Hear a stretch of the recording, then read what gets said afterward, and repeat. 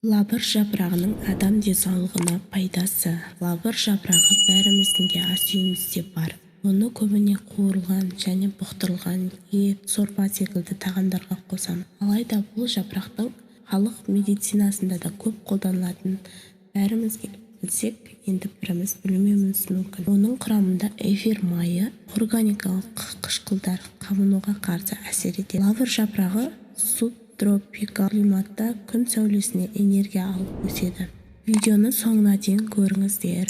Лавр жапырағының пайдасын білесіздер. Тіркеліп, қоңыраушаны басып кетіңіздер. Сол себепті оның да ағзасына пайдасы көп. Енді біз көптеген дәрі-дәрмектің орнын қарапайым жапырақтың баса алатынын білеміз. Лавр жапырағы төмендегідей аурулардың алдын алуға көмектеседі.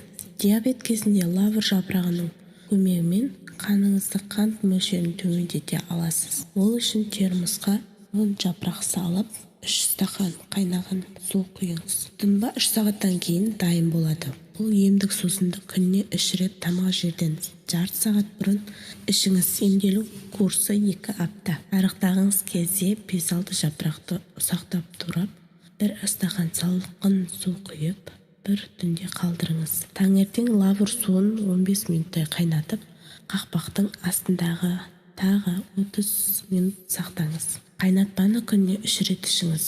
Емделу курсы 1 жеті. Одан кейін міндетті түрде 2 аптадай үзіліс жасауыңыз керек. Сосын дәмді болу үшін бал, жаңғақ, даршын, жанжабіл, кардамон қосып ішуіңізге болады.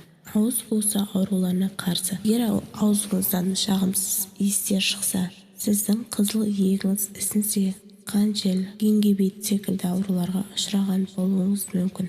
Олардың алдын алу үшін тамақ арасындағы үзілісте лавр жапырағын шайнаңыз. Нәтижесін көз жеткізесіз. Ұйқысыздыққа ұшырасаңыз, лавр жапырағының иісі дерлік шүйгін шөптен кем тыныштандырмайды. Жастығыңыздың астына бірнеше лавр жапырағын салып жатсаңыз, жаңа туған нәрестедей ұйықтайсыз. Бұл әдіс балаларға да пайдалы. Мұндай хош иістен бала керемет қалың ұйқыға, түн ұйқысын мүлдем бөлмейді. Ара шағып алған кездегі сезім бәріңізге де таныс шығар. Егер сондай жағдайда тап болсаңыз, лавр жапырағын ара шаққан жерге байлап тастаңыз.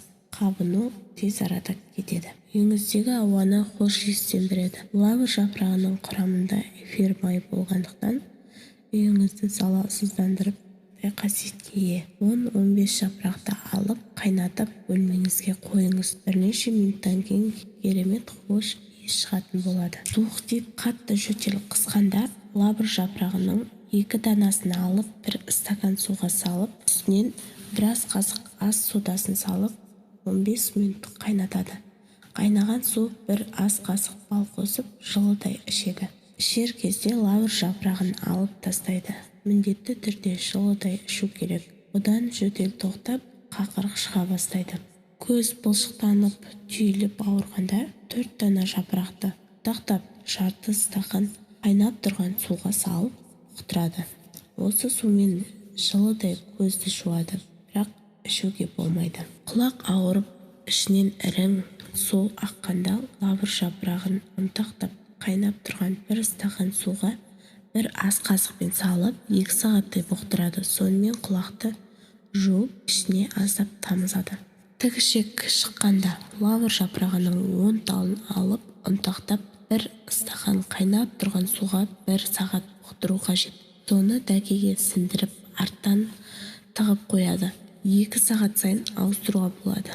Су самыр ауруына 10 тал жапырақты ұнтақтап, 3 стақан қайнаған суға 3 сағат бұқтырады. Одан кейін күніне буын сал дірілдеп ауырғанда 30 грамм лавр жапырағын ұнтақтап, оған 200 грамм тазартылмаған күнбағыс майын құйып, 10 күн тұндырады.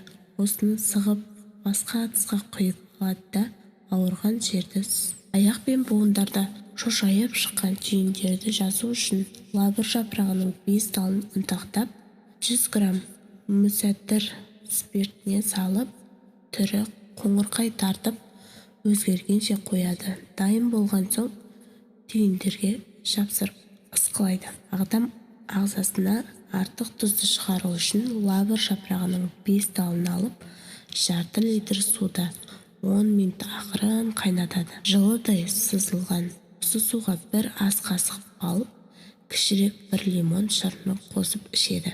Видеоны соңына дейін көргендеріңізге рахмет. Керекті көптеп видеолар салып отырамын. Тіркеліп, қоңыраушаны басып кетіңіздер.